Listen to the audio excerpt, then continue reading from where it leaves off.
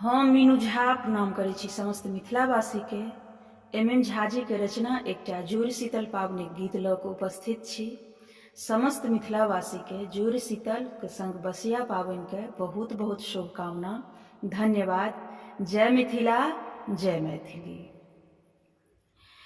जुड़ शीतल के पावनी मिथिला के बड़ बेजोर। जुड़ शीतल के पावनी मिथिला के बड़ बेजोर। फूलल फूलल बड़ी पर खटगर खटगर झोर। फूलल फूलल बड़ी पर खटगर खटगर झोर। जुड़ शीतल के पावनी मिथिला के बड़ बेजोर। फूलल फूलल बड़ी पर खटगर खटगर झोर। बड़ रे जतन सो बड़ी झोरेलियै। जीर तेरे पात आहिंग सो छौंकलियै। बड़ रे जतन सो बड़ी झोरेलियै।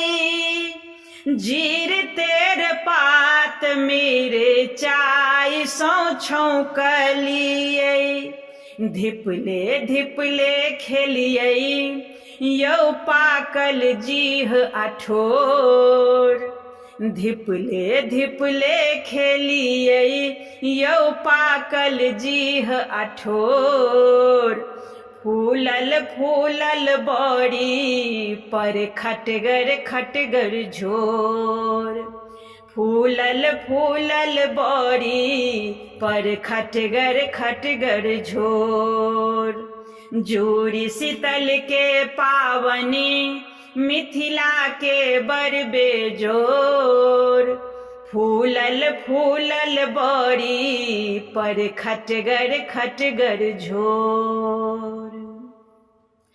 बसिया बड़ी भात ओ शीतल सबहक माथ सेहो अछि भीजल।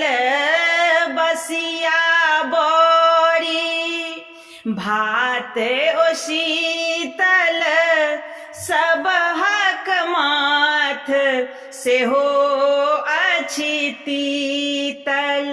दादी काकी जुड़ौलनि सुति उठी भोरबे भोर। दादी काकी जुड़ौलनि सुति उठी भोरबे भोर। फूलल फूलल बड़ी पर खटगर खटगर झोर।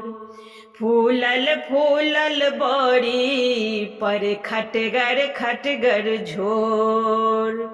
जुड़ शीतल के पावनी मिथिला के बड़ बेजोर।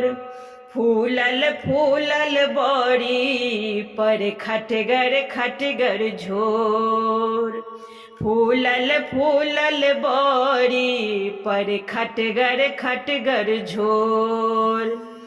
फूलल फूलल बड़ी पर खटगर खटगर झोर।